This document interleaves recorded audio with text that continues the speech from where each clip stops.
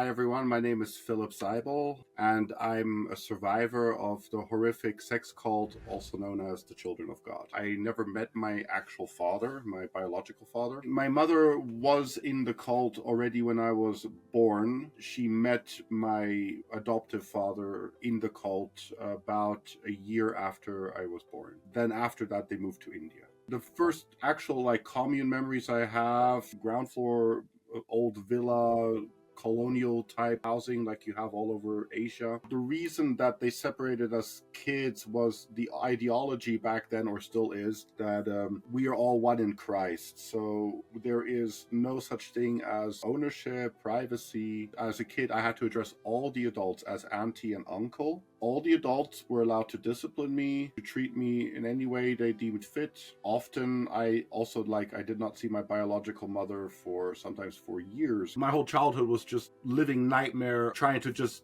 be as unnoticeable as possible. The purpose or the philosophy of the Children of God is, I guess, very complex, but also very simply explained. And the simple matter of fact is David Burke, the founder of the Children of God, was a sexual predator, a pervert, who used his influence and abused the hippie generation to come up with this sick mixture of free love, while at the same time, so you can go to heaven, be saved, be born again, and still have with children and all the you want, and women, and also using all the patriarchal misogynistic stuff in the Bible to enslave women in the cult to do his bidding and the bidding of other men. So women had to subjugate themselves to men. Women had less say than men did. Women had to service men.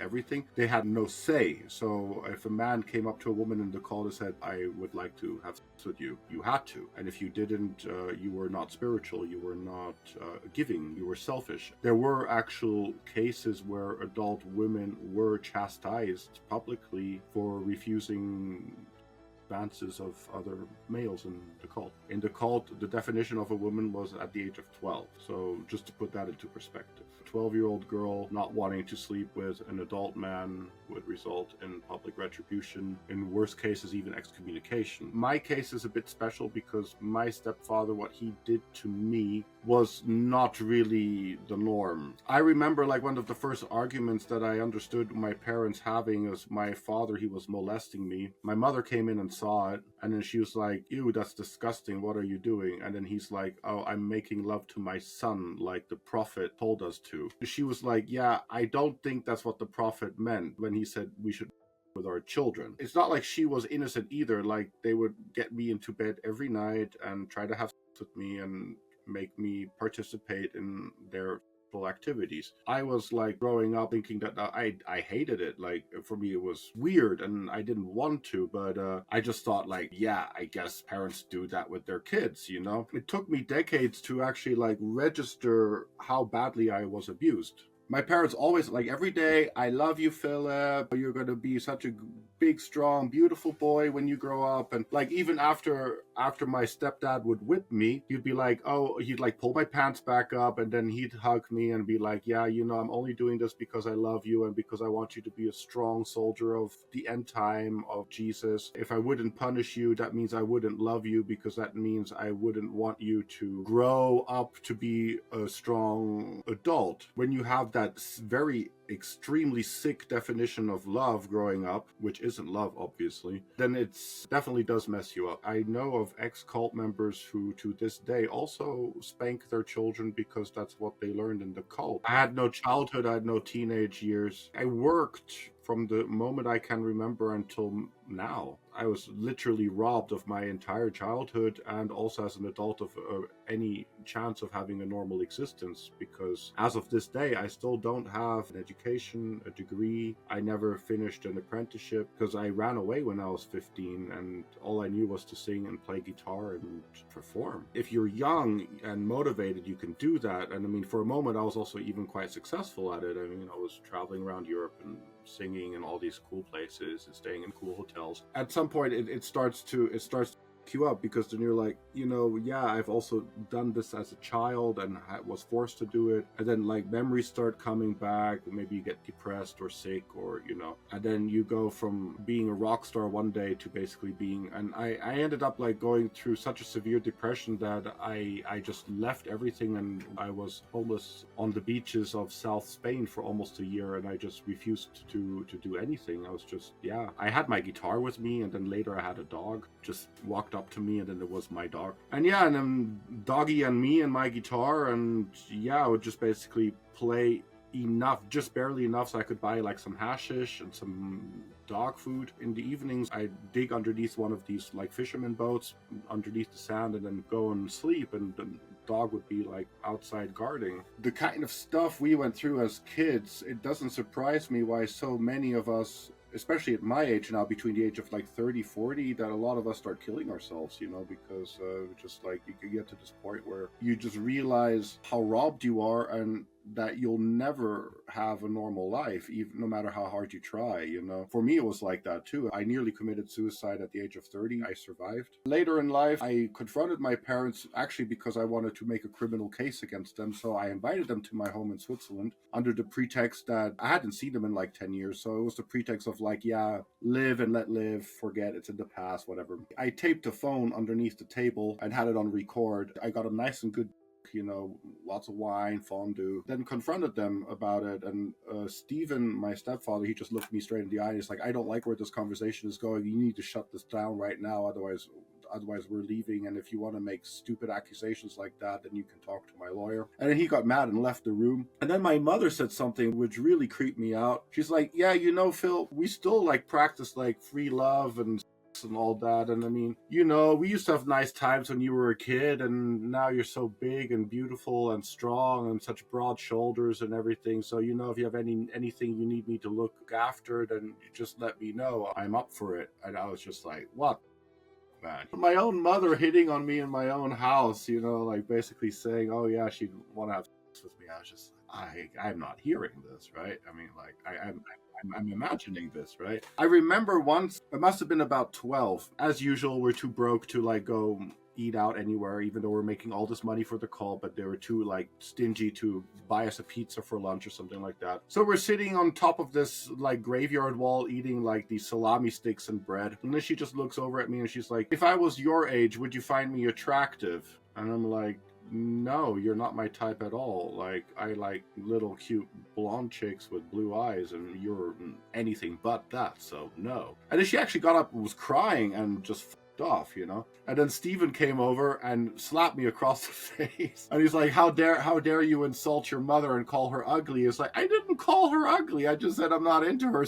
You're like, what the f***? People, Aside from the sexual abuse growing up, worst experience I have that I still vividly remember was being incarcerated in this room and having this exorcism done on me for like over 8 hours. I also talk about that in my book. The long story short, I was 13. I'd already told my parents I don't want to be in the cult anymore, and they were trying to figure out what to do. And they told me as long as I behave and don't speak my doubts and my poison to other children, that I could still at least take part of the day-to-day activities. But if they would catch me like spreading poison and lies and whatever, then I would have to go into isolation. And I knew what that meant, so of course I was like, yeah. I do suffer from PTSD. I have been diagnosed with ADHD, PTSD, borderline. Oh, and I'm dyslexic as well. My PTSD hits me not so much anymore, but when it does, it's usually, it hits me in the way of like, I feel like suffocating, like I can't breathe all of a sudden. Everything I'm doing in my life is absolutely pointless, that if I drop dead right now, it would be, there would be exactly the same meaning as existing. I do sometimes, like, I have PTSD moments when I'm like washing dishes by hand, and then I get like flashbacks to like older kids grabbing me by my hair and like trying to drown me in the slop wash. Because I mean, it was also other kids that tortured you as well. Like if you were a younger kid, pubescent 10, 11, 12-year-old, the 15, 16, 17-year-olds, they tortured the shit out of me. Because I mean, they were getting beaten by the adults. I was getting beaten by everybody, Most of the coping I did was just fleeing into my own little world. And I was very good at that. Like, I still do. I got arrested earlier this year because the police found something I posted on Facebook and they misinterpreted it as a threat against my parents. So they came really heavy-handed with drawn guns and everything because they accused me of wanting to go to Germany to kill my parents. And I didn't say that with one word in anything I wrote. And then I was in this holding cell for quite a few hours. When I was in the cult, in this incarceration, I was actually, the end of the story that I said before about this whole exorcism thing, the end of that story is I remained in that room for like almost 2 months as a 13-year-old. You can kind of imagine what something like that does to you as a person. Under Geneva Convention, that's torture, to put somebody in isolation without light, without, access to sanitary and whatever. What I went through in the cult, in my opinion, in war would be a war crime, would be a crime against humanity. But we don't have laws to protect civil people, especially children, from atrocities like that, because I don't think lawmakers even can fathom that people are capable of such horrific deeds. My coping mechanisms in the cult were mostly just going into myself and going into my own world. In my own world, I would usually be like living out in a forest somewhere, running away from the Antichrist, imagining how I would build my own little tree house, how I'd make like friends with all the animals in the forest, and ideally, of course, I would have a nice, pretty girl with me, and I'd make up all these fantastic adventures, stories. I think that's also what makes me, as an adult, a decent speaker and a decent writer, is because we didn't have anything growing up. So if you weren't doing chores, what could you do as a kid? I mean, we weren't allowed to listen to music that wasn't the cult. We weren't allowed to watch movies, no television. So you could draw something. You could write a story or a poem. Yeah, or you could just spend hours staring into the ceiling, coming up with whatever. So already from a very early age, I was drawing pictures, writing little short stories about animals in the forest and being nice to each other. And of course, all that had super Christian morals, because it had to, otherwise you get into trouble. My parents or some adult would read one of the stories and it didn't say Jesus in at least every second paragraph, to be like, yeah, dude, you need to put more Jesus in here. It's lacking Jesus. What, you don't like Jesus or something? It's just oh, sake, man, it's the story of a rabbit and a bear. What's Jesus got to do with it, When I was singled out for abuse, this could be so random. You could literally be minding your own business, like what I said before, you're washing dishes, some teenager grabs you by your hair, just puts your head underwater, has fun watching you struggle until you stop moving, and then once or twice I nearly actually inhaled the water because they kept me under so long that I mean a millisecond later I would have died. Or I was taking fish sticks out of an oven and some other teenager just walked up and just slammed the oven door on my wrists, and I just got third-degree burns on my both arms, and I was screaming and screaming. And you would think that any normal parent would bring their kid to a hospital, right, if something like that would happen. No fucking way. I think they even got a stick from the garden, wrapped it around in some cloth, gave it to me to bite on, and sent me to my room. I was very lucky to be a boy in the cult, because the girls, they were really just abused and raped by all. There were cases of adult men raping and abusing boys. I was molested by one other man other than my stepfather, which I won't necessarily go into because it's not really important. But what I want to say is that I think that's also one of the reasons that me as a guy, it's much easier to speak out about the atrocities that went on in this cult, because most of the girls, I don't know, I guess if you're 6-7 years old and you get raped by every adult man in the cult and forced to have sharing nights and nights, and you don't want that shit ever coming out, because then, I mean, I think as a woman that just completely destroys you and your self-worth, and you don't want, if you fall in love with a dude and you're out of the cult, and then all of a sudden the dude knows that you're basically passed around and by everybody. Yeah, I can imagine that's also for a guy not easy to accept that his woman went through that kind of stuff. And I used to also for many years always associate my sexuality with my being a man, so being sexually abused is like losing a part of your manliness or whatever. And now, of course, at my age, I know that's just I've heard really things too, ever since I came out, I've had people writing me, oh, you should be ashamed of yourself, making up all these lies about your father, and I'm sure you just, you secretly just had a thing for him, or you're sick, to even imagine that, like homosexual thing, and blaming your homosexuality on your father, and or like, oh yeah, you're only making up these things because you're a loser and you have no way to make money, so you're like an internet beggar. Or other people saying like, it's good you're about to go to heaven, because then you can apologize to God in purpose for all the lies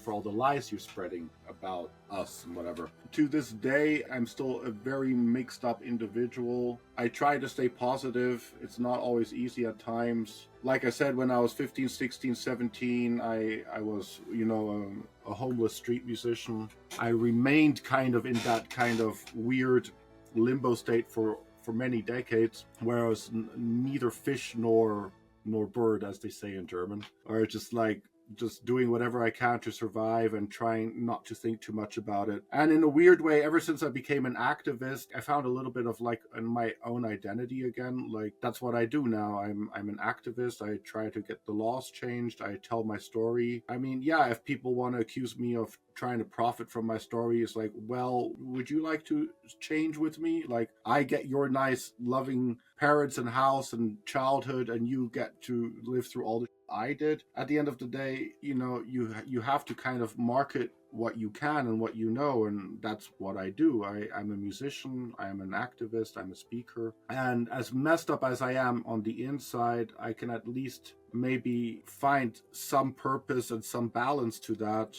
by openly speaking about it, and by also maybe encouraging other victims to do likewise, because I think that as a whole, stuff that happened to me, that's not just isolated incidents. Like, that happens everywhere in the world even now. Forced child slavery, child sex trafficking, all of that. And I mean, I was very lucky to be a boy in the cult. The shit that girls went through in the cult, man, I mean, I don't even want to think about shit like that. Like, I got molested a little here and there, and I mean, my stepfather also did rape me when I was very small, but for me, those weren't the worst memories, to be honest. The worst memories was just the whole life, like feeling like you're never going to escape this day-to-day horror, this feeling like you have no say, you're not allowed to have any kind of personal opinion, personal belongings. If you fall in love with a girl and she gets by every other adult, yeah, tough luck, And I think also that was